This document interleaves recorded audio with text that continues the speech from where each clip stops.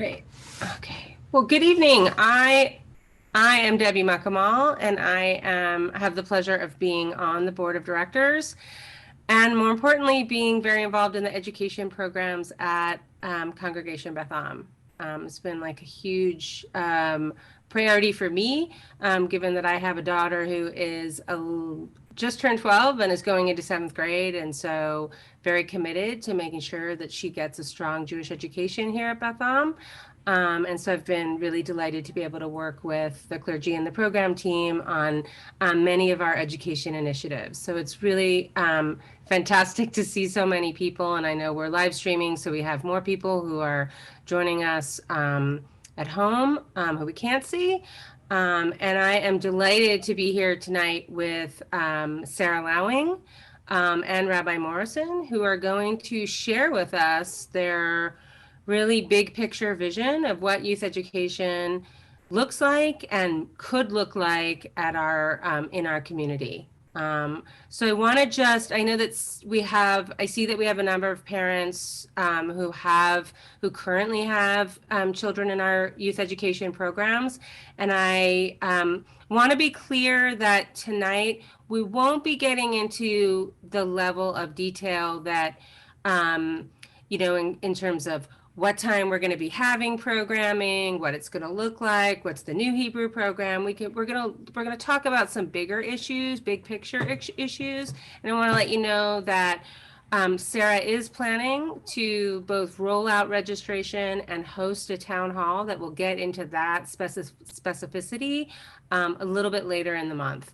Probably closer to the end of August or the beginning of September, a little bit after our kiddos have had a chance to get back into school and we know what their routines are, and that can help a little bit in us deciding what's going to work for our schedules. And just want to let you know that we will be opening it up to Q&A from all of you in just a little bit. So I'm going to ask a few questions to both Sarah and Rabbi Morrison, and then we're really eager to hear what's on your minds and what you're thinking about. So with that, Sarah, I want to start with you. And I want to ask you, you grew up at Beth Am, and you worked at Beth Am for a little bit, I think, before you then went back to graduate school, and then you've come back in the last year. I want to ask, like, how you got interested in educational leadership generally, and maybe even given that you grew up at Beth Am, like, what are some of your favorite memories of growing up here and the education programs that you were able to participate in? Yeah, absolutely. Hi, everyone. It's really nice to see some familiar faces and some new faces. I'm excited for this conversation. Yeah, so I'm the homegrown story, and love sharing about how I grew up at Beth Am and how it brought me sort of back. I admit that I complained about Sunday program as much as anyone as a young child, but it was really in the confirmation program in 10th grade that I found myself starting to connect even more, particularly due to the building of relationships with the clergy and exploring concepts of Judaism and Reform Judaism really on my own terms, like I guess in a time that I was sort of seeking as well as a teenager. And it was really in confirmation at Beth Am that I started thinking about Jewish leadership. The rabbis started sending me HUC, Hebrew Union College brochures with little handwritten notes on them and pointing me in that direction. And little did I know as a 15-year-old that would in fact be my path. As you mentioned, my first job after college was also at Beth Am. I served as a youth advisor after running into the rabbi at my brother's bar mitzvah.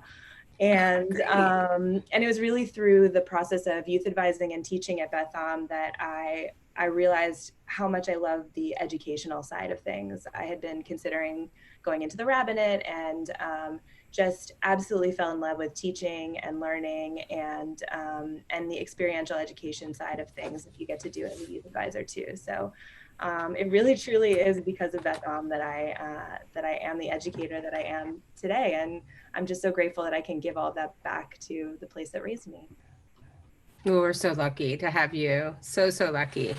Um, Rabbi Morrison, education's been a huge part of your rabbinate as well. And I'd love for folks to know like why that is, why you've centered on education as one of the priorities that has sort of framed your professional career, and what that, how that might translate to the vision, that you bring to Beth Am. Sure. It's funny listening to Sarah speak about her upbringing in this congregation and how now she's working in it professionally. She and I have parallel paths in a lot of ways, and that I'm the product of the congregation in which I grew up, and then subsequently returned. My first job after college was as the youth director of Temple Israel of Boston, and then that went on to went on to rabbinical school from there. I basically see education as the central purpose of a synagogue institution. So when I think about that in a very expansive sense. I know that on the most concrete level, we speak about educational programs and our responsibility to educate younger generations in Judaism. That to me is a crucial function of our institution. And if we aren't doing that and doing that well, I might wonder why we have an institution. But more broadly, it's to think about Judaism. I think about Judaism as an educational process, period, and in which every interaction is one of education and everything is about teaching and learning. And since I see that as sort of the central project of Judaism, it aligns that's why it's at the center of my rabbinate. And much of my rabbinate has been focused on building educational processes, whether that's through what we did in Boston called the Riverway Project, which is an analog to the Orchard here. That was an educational endeavor, effectively, in terms of reconnecting folks to Judaism, to the Jewish project, and teaching them new ways to think about Judaism. That in turn led me to actually also have Sarah's job at Temple Israel, which for 5 years as part of my rabbinate there, I was also overseeing education for the synagogue for the entire synagogue. And so, I bring all of that to this. One of the reasons why I wanted to work here, honestly, was because of Sarah Lowing. When I met Sarah, I felt, and within about 30 minutes, we had 30 minutes together back in November when I was interviewing for this job, and we immediately connected about ideas and ways forward. And it's rare, actually, that I find colleagues who see education in very similar ways. So I'm thrilled I get to work with her. I saw in the chat someone say, "We love Sarah," I think a parent. And I think that Sarah has quite a growing fan club. Those of us who were, and I know I see some of them who are here tonight, who were on the committee that brought Sarah in, and those who have worked with her on committees in the last year. I know that Sarah has quite the following already. So that gives us count. Yeah, we're going to count you in. Yeah, that's great.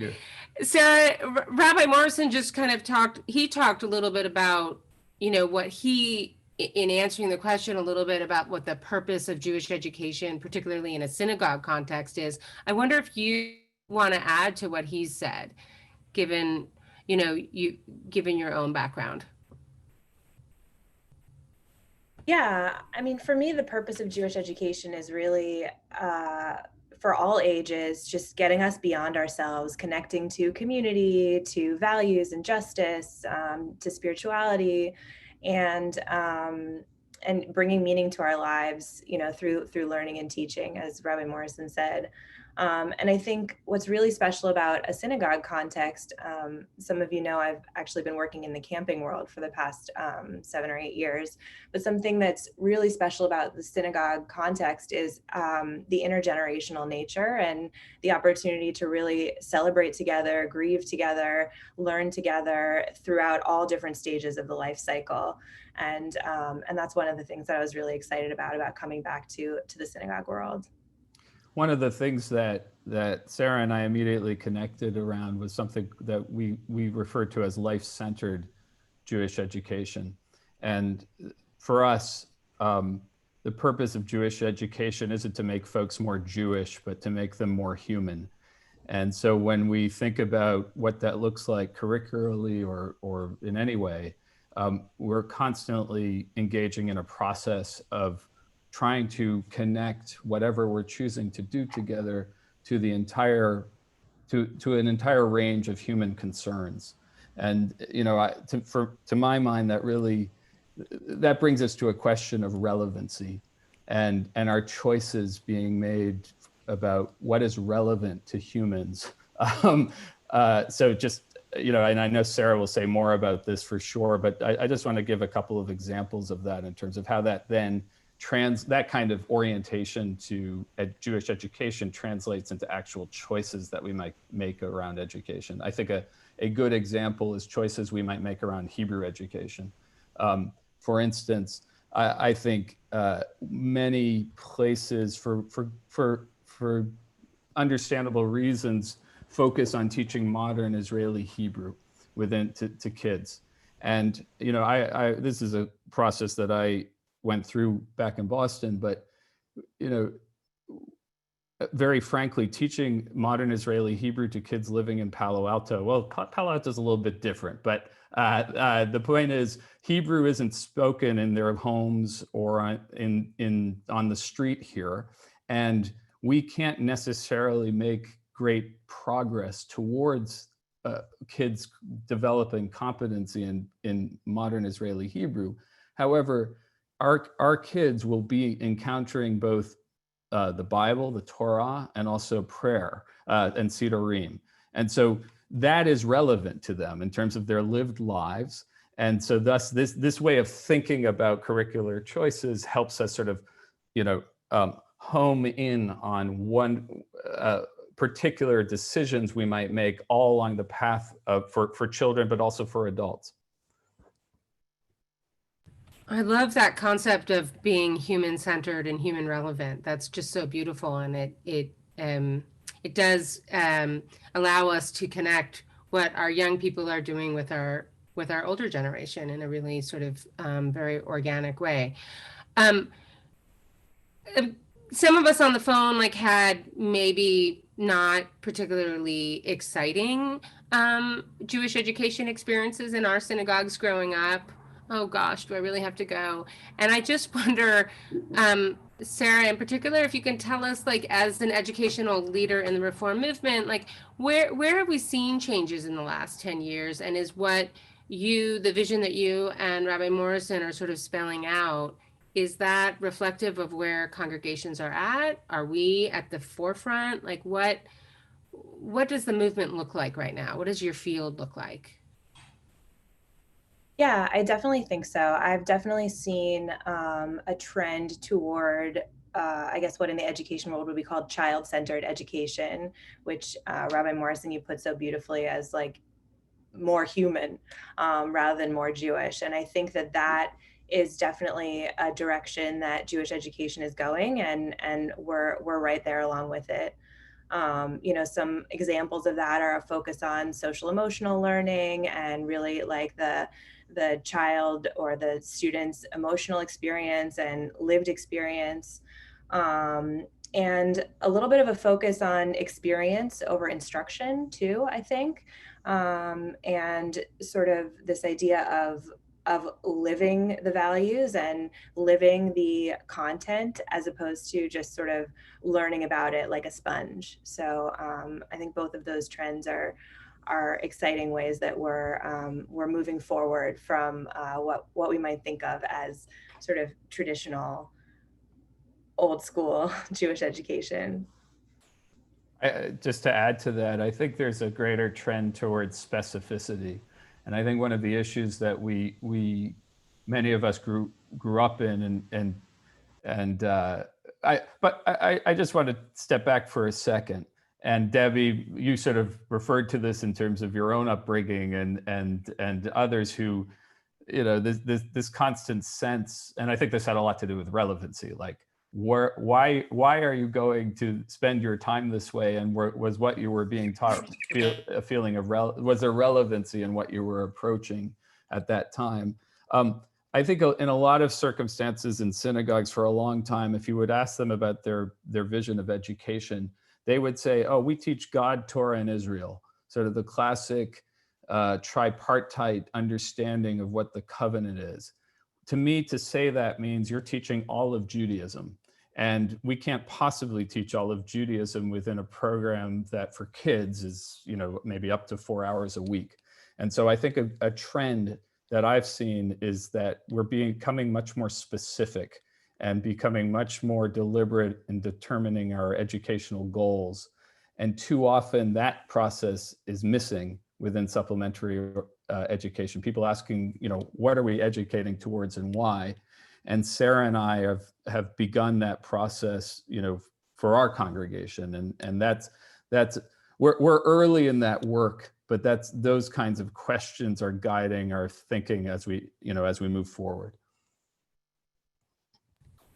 That's exciting. I think that's really great.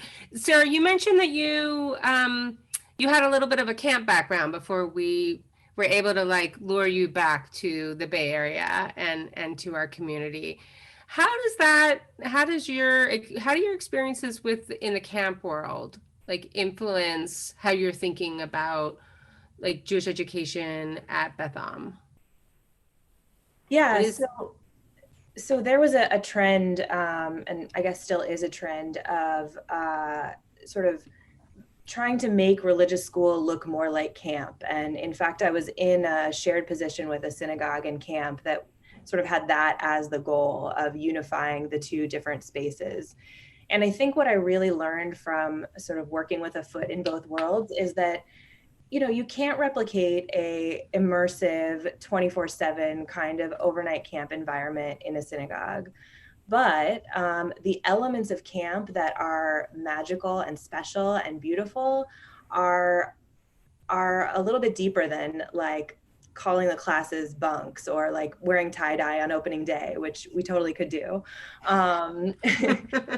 It's really about, again, the focus on experience and the focus on relationships and deep intergenerational relationships and a focus on ritual as well, marking moments and and experiencing Judaism in real time. And I think all of those things point to this idea of relevancy and lived experience. And so the ways that we're educating in camp and in synagogue life, I think, are not actually as different as some may think. Yeah. And Sarah, when we recruited you to come, your position was actually a new one, or one that we hadn't really had at the synagogue in a while. One that was director of all of our education programs to really sort of begin to bring some unification to the curriculum and to the, that parents would know, what their young ones might expect in the journey of being in our education programs, from, pre-K all the way through to 12th grade. I'm wondering if, you can talk a little bit about that, what that means to have a more unified educational programs. And maybe also, the pandemic has, I know, made being able to do some of what you wanted to do in the first year difficult, but what have you done, and what towards that kind of trying to bring together our programs, I think, under one leader and then one kind of unifying vision? Yeah, definitely. I think one strength that Beth Am has always had in our educational programs is this idea of choice and, learning in the way that you want to learn. We're the only synagogue that I've ever heard of that has a theater-based education program. We were on the front edge of family education, all of these different ways of learning and different program options. I think when you talk about sort of a unified vision, it comes down to being strategic about all of these programs really talking to each other, and what that really comes down to is back to the goals and the vision, and to really lay the groundwork so that that concept that came up before about what are we educating toward, that the goals in each program are in fact the same and unified and in line, so that whether you choose Hagiga or Sunday program or a program that is going to exist in a few years that hasn't been dreamed up yet, that you're still coming out with the same kinds of goals that we are reaching toward, that we're educating toward. And I didn't know if you wanted to add before I start talking about the what we're doing now. I just want, the only thing that occurred to me while you were speaking is I think our, again, and this is so key in terms of both what Sarah was hired to do and also our working in partnership with each other. I think there's a tendency to think about education in a synagogue solely about its school. And truly, if we're going to succeed with our children, our educational goals should be for the entire congregation, and of course, age appropriately so, but a vision of education truly encompasses the entire lifespan of our congregation. And it's in knitting those pieces together that actually I think we'll start seeing, what I might think of as educational gains. So sorry, Sarah, I just wanted to add that. But yeah, no, that's great. So just a couple of priorities that I've been working on so far. Rabbi Morrison, you alluded to the Hebrew. That was definitely one place where when I arrived, it became clear quickly that we really needed to look at the goals and what are we educating toward. And so put together a task force. Many of the members are on this call, and thought deeply about why are we doing this? Like, why are we teaching Hebrew in a synagogue setting? And what does that need to look like to really fit how we want our students to come out? And you already spoke a little bit about how that's less about teaching modern Hebrew and more about teaching what we're calling Jewish life vocabulary, and what they're actually going to need, the relevancy of Hebrew in their American Jewish lives as adults, and young people as well. And another area that we're starting to put some energy into is the pre-B'nai Mitzvah and post-B'nai Mitzvah teen education experience. Again, there had been sort of fragmented programs which worked for some kids, and we're looking to unify that experience and to really elevate the teen experience from 6th grade through B'nai Mitzvah and all the way through the teen years. And I'm happy to talk more about that if that's of interest. Yeah, that's a couple of things we're working on. So exciting. Rabbi Morrison, you and our very beloved president, Andy Chang, recently announced 3 primary strategic priorities for the synagogue that we're going to focus on this coming year as a holy community together. And I think that probably folks are interested in knowing why youth education was chosen. If you can talk a little bit about that and sort of how it fits in. Sure, and just to tell folks on the call, you haven't missed anything. Did I just announce something that I wasn't? No. My point is that everyone. Debbie knows about these because she's on the board. These in the next 2 weeks, you'll be hearing a lot about this. But I've been sharing these goals in different contexts and circumstances in these initiatives. So just to explain quickly about that, and I'll answer your question, Debbie. The board and the program team have come together over a process that actually honestly began back in March about choosing 3 strategic priorities for this coming year. and our goal and delineating goals for those priorities that are 1-year goals. That doesn't mean our priorities will end after the 1 year, but we're focusing on what can we accomplish within 1 year, and we'll have a lot more to say about these in a couple weeks.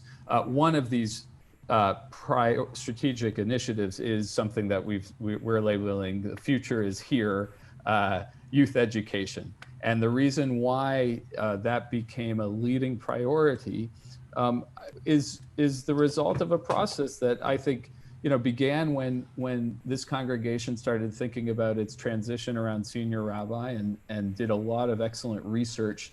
I mean, really, as someone who was reading that research and learning about it, our congregation did an incredible job studying itself and figuring out its needs. And so there was a list of priorities, a good list. The education was on that list for youth education, and it rose to sort of the top of that list in many ways because there was a consensus among the board and the leadership of this congregation that we may have taken our eye off of that ball in recent years. And the decision to hire Sarah was sort of a first step in that, in my estimation, and to start prioritizing once again this effort. I think there are a lot of leaders, including some who are on this call, who raised their children in this school, and through those experiences when they had kids of school age, they really became linked into this congregation and are now part of its leadership cadre. And I think what we're trying to do now is really to once again focus on family experiences in the congregation, and to look at how do we engage this age cohort, I'll call it K through high school, because they are our future. And so that's why it became a center point of our thinking. And we have lots more to share with you about our planning in the weeks and months ahead. Following up on that, Rabbi Morrison, I think, A, it's beautiful, and B, we have the very most talented person to be able to do that. Those of us who have gotten to know Sarah know that she is both visionary and someone who's capable of operationalizing vision, which are often two different sets of skills that people have. But in Sarah, we Bisheret, we get both. And that is, we are fortunate. So having this as a priority is, to me, making use of one of our best resources that the congregation has. I'm wondering, though, if you can tell us, how we, in operationalizing that, this is a priority, how are we, how's the board and staff creating opportunities for partnership with the larger congregation, so that this is really a very immersive and embracing priority and an undertaking? Yeah, that's a great question. One of the first things, so we just had my first board meeting just last month, and one of the actions taken at that board meeting was to create 2 committees that have not been in existence in recent years, as far as I know, a committee around teen education and a committee around elementary education. And we did that, and Debbie, for those on this Zoom, is sort of the liaison and the I would say almost the most key leader in this, who is partnering with us in making these changes. But in order for us to really pursue substantive educational change, we need to build very robust partnerships between professionals and congregants. And so that was one of the first steps we've taken. And Sarah's in the process of reaching out to folks to serve on those committees. Another big step that occurred in the last couple of months is we're in this first year, we're focusing in particular on 6th through 12th grade. And one of the changes that has already occurred is that the clergy is committing to that process in a way they haven't committed as a team before. So that for instance, the rabbis will be teaching what I might call like how to read the Bible or a Torah study to for a whole year that will begin for sixth graders in the middle of the year, and for seventh graders, you'll start it in the middle of your sixth grade year and go for a whole year. And we're going to start that process in the fall with seventh graders, and that will also involve parents for pieces of that. So too, the clergy and Sarah and other colleagues, we have a wonderful new teen educator. That was also a way to commit to this initiative. We are all going to be the core teachers of the teen program, 8th through 12th grade. And we're very much have committed ourselves to building a teen experience together. So that's a new way of operating. I'm not saying it wasn't like that in the past, but it hasn't been that way recently. So those are just some ways in which we're trying to build the partnerships that you're asking about. That's so exciting, and not just because I have a seventh grader to hear about, but that's really exciting. And I think it's a really great moment for us to pivot maybe to Q&A from those who are joining us, given that you've just talked about how we're going to be engaging folks, our congregants, in this process. So I know Rachel Tash is with us, and but I guess I've been monitoring the chat a little bit, and there's been a lot of great comments. So thanks to everybody for engaging that way. I might want to just pull out a couple of the questions that were in there, and maybe that can start the Q&A going. Yeah. There was a question about evaluation and kind of looking back. You know, Beth Am has a history of being innovative. We've tried lots of different things, from Shabbaton to Hagigah, and the question was sort of like, what have we learned from all those various other experiments that has informed the direction that we're going in now? That's one question. There was another question about kind of options for fifth graders, because I think that's sort of a transitional year. And then there's just a lot of good discussion about camp and the merits of, you know, like what can we bring and preserve from the elements of camp that you've talked about, Sarah. So I don't know if you want to respond to any of those, and then people can continue to type questions in the chat. I think that might be the most efficient, and then I can pass them on to the group.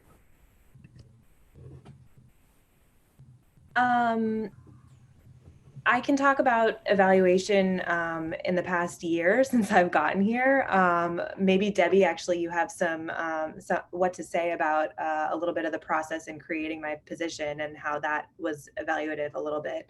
But actually, the very first thing that I did when I was hired was to create a parent survey to start to understand a little bit more about where parents are coming from, what your goals are about education, and a little bit about perhaps where the programs have been let slide, and follow that up with a lot of parent meetings this year and a lot of talking to students and through the different task forces for Hebrew and for teen education, have really learned a lot about again, like really, it's really all about the goals in the end and what we're all trying to accomplish together. And I think that's also where the partnership comes in too, and the developing of these committees to partner with me as a staff person to bring that shared experience into the programming. And that points back to the relevancy issue, because, you know, I can sit here and design programs, you know, that's what I love to do, but it means nothing unless it's connected to the experience of the actual students and families in the programs. So that's how I'd answer the evaluation question. I don't know if Debbie or Rabbi Morrison, you have anything to add there. No, I would just say, I mean, one of the things that's been really beautiful about watching Sarah in the last year is how she's evaluated our current programs and making sure that our goals are really clear and that the objectives really match like what the goals are. And so I think Hebrew was a nice example of seeing that some of the goals or some of what we were trying to do actually conflicted with one another, and being able to clarify that and hone in on what we really wanted to focus on, I think was really helpful. So I've been reading the chat and wanted to respond to this question around fifth grade. and also use it as an opportunity to move into a kind of conversation as well about what this pandemic is raising for us and how we're responding to it, because I also think that Sarah might want, you might want to speak a little bit about that. But I just said something and I understand people's response to that. I said that we're focusing on 6th through 12th grade this year. When I say that, that doesn't mean younger grades aren't important and aren't a pressing need for us as a focus. We're choosing to start in this place in great part because of what we see as actually little has existed in the way we would like it to in 6th through 12th grade. So we're starting there because we feel there's a need to build something there now. And so for a variety of reasons, we've decided to begin there. Another way to put it is we see maybe the issues as more acute to be addressed in these older grades than in a younger cohort. Just, Sarah, I don't know if you want to answer this question. I also want to say this again. We aren't going to delve into the nitty gritty of this here. We'll do that in coming weeks. But Sarah's been thinking a lot about, well, this pandemic has been both a challenge but also an opportunity, and it's wonderfully enabled Sarah to start thinking very creatively of how we're going to educate in these coming months, in this coming year. So Sarah, do you want to just give a little bit of overview of that? Sure. I mean, I'll start with, it's definitely for all ages, Yeah. and that the answer sort of looks different at different ages. And that's a question that I have been really grappling with in terms of, going online and who should be in person, if in person is possible, based on developmental levels and desire for connection and all of those things. And I'll just say, whatever 5th grade parents ask that question, I would love to talk to you, because it's actually a big part of what I'm thinking about right now. So let's take that offline. I'd love to have that conversation. And so in terms of like the response to pandemic in general, I think,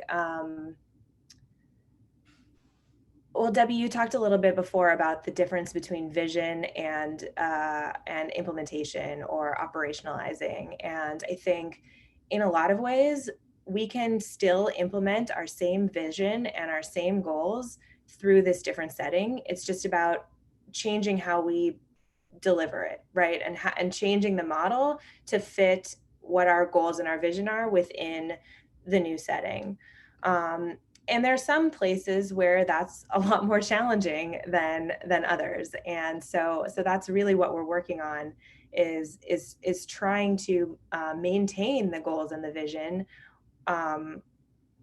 while sort of molding it to fit this new and different setting. And again, I think it really goes back to relevancy, because not only is it about, the educational goals and the online setting, but it's about where are we right now and what do we need and what are our families dealing with and what are our children dealing with emotionally, socially, and all of those things. And if our education programs don't point toward the current moment, then we've totally failed.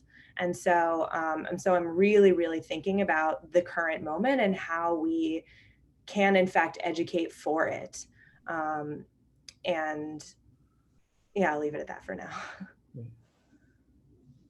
Can I add a piece to that? Is that all right? But then we'll take another question. Please. I just want to ask Rabbi Morrison, if people have questions, please add them to the chat. Yes, sure. We'll raise them up. Sarah has done a remarkable job contending with new realities. And a couple of weeks ago, we decided collectively to move our operations as an organization, as a synagogue, online. And that, of course, I think one of the most complicated places that is affected, the most complicated areas that for us to solve and to figure out is around education and education for children.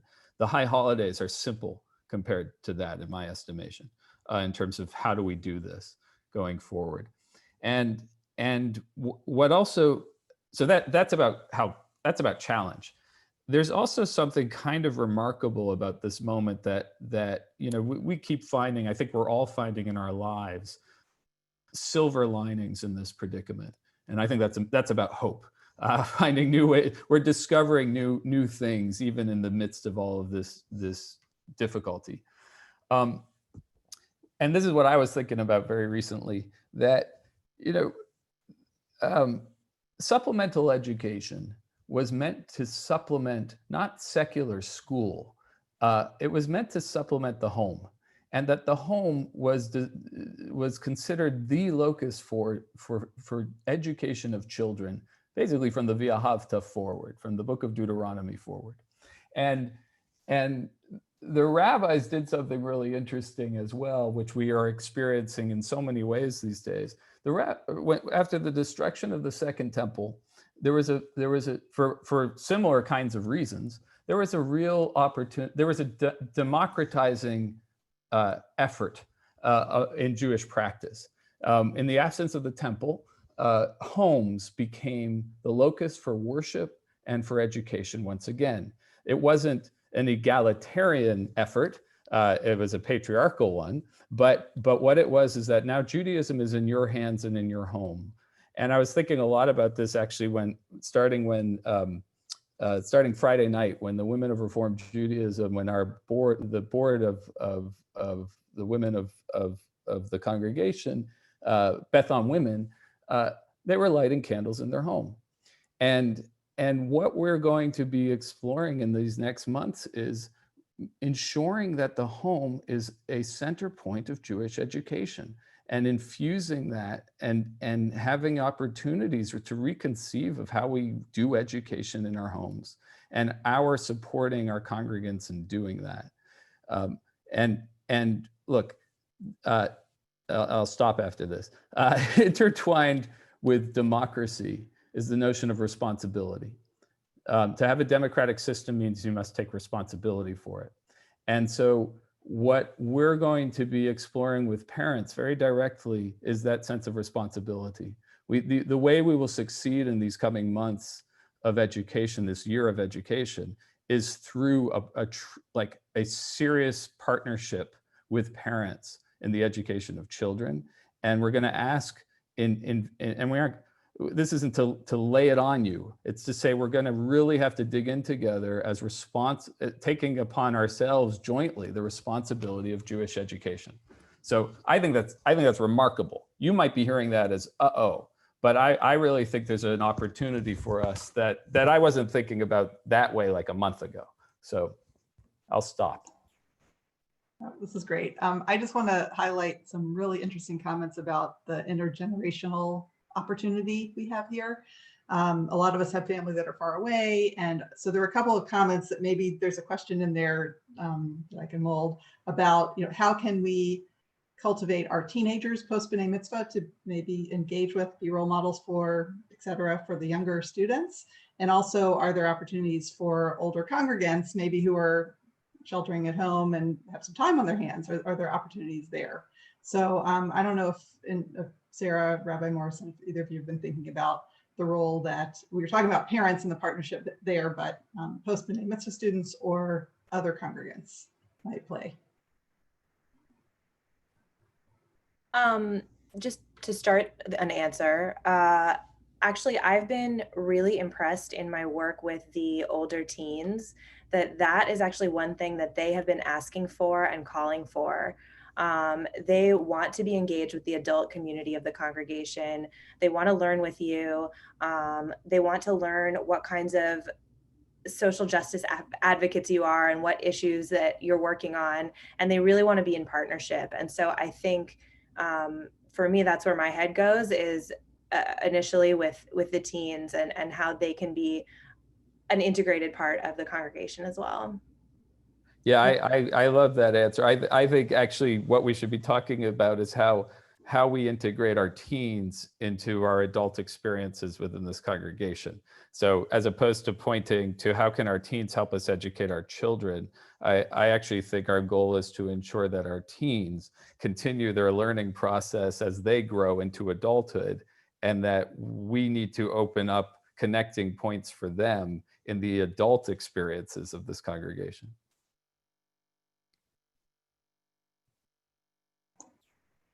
Awesome. I love the way this is going. Other questions, comments? Let's see. Folks have other questions? I can keep asking questions. I love both of these You people. can also raise, can they raise their hands, or you just want Yeah, I guess we could raise hands, right? with me?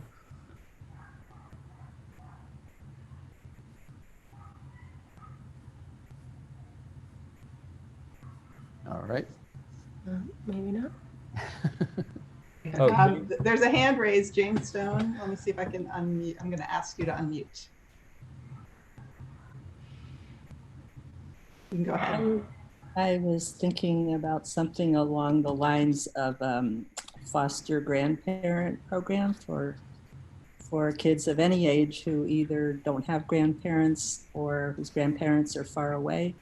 And I think there are older members of the congregation who participate a lot in the Jewish life of the congregation, who would be happy to have a relationship with the kids and be role models for participation in Jewish life. Great idea. And I think I know at least one person on this call who's already gone in that direction with some intergenerational visiting and things like that. I'm looking at you, Amy, darling.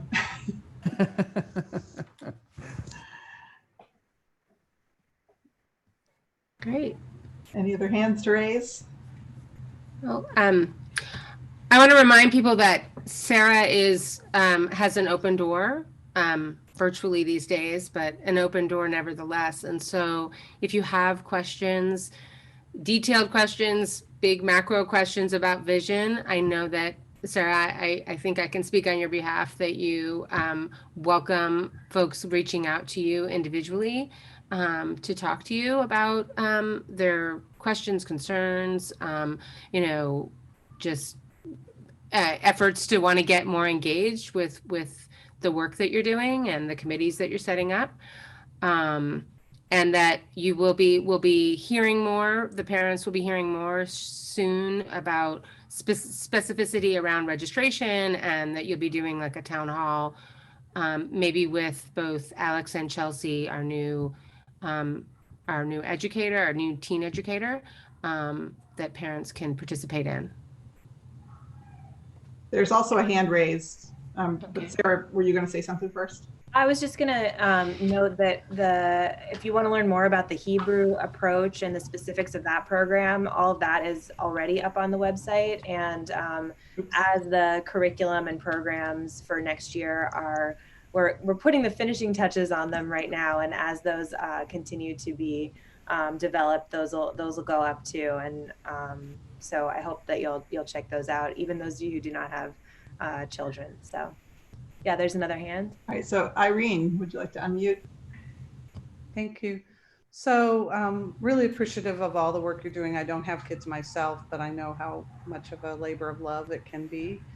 I'm wondering, especially in the virtual world where we lose so much connection, if there isn't a way for other adults in the congregation, maybe even older kids in the congregation, to participate in 1-to-1 or 1-to-2 breakouts during the class, to have more direct engagement than so many people sitting on a screen with only a handful of people doing the sharing. And that's something that I have a facilitation background, and having those kinds of breakouts to do small group work and things like that might be an area where congregants can contribute. And I just wanted to mention that. Great idea. And then Carol Cantor chimed in that we have a lot of Hebrew speakers as well who might be able to work with our students. And I do know that we've had some experience so far with our teenagers with the Beit Midrash B'nai Mitzvah prep class, where they break into small groups and an older student is helping the younger students. And so far that's going really well. So thanks for bringing that up, Irene. Yeah, definitely building on the small group structure where possible. Thank you for that. And thanks for your suggestion. Great. I know that Rachel, you put in the chat the link to the Hebrew program that Sarah mentioned, so folks can look at that if they want to learn more about the new Hebrew program that's launching. And it just sounds like there's so much amazing and exciting work ahead, and so many amazing opportunities for our young people, in addition to our larger community. I know I learned a lot tonight, and I feel inspired about being relevant and being more human and connecting, and this idea of the home being both a place where primary education can be centered, but where our congregation can and our synagogue can help us meet that responsibility. I feel really energized by all that. So I thank you both for your vision, for loving our community so much, and all that you do and have done and will do for us. So thank you. Thank you. Have a good I will- evening. Oh, I want to mention one more thing, which is we did record this session, and we're going to put it up on the website so that anybody who missed it will have a chance to watch it. Great. Thanks so much. take care, Good everybody. night, all. Thank you. Good night, Thank you all. so much, Yeah. everyone. Very Good night.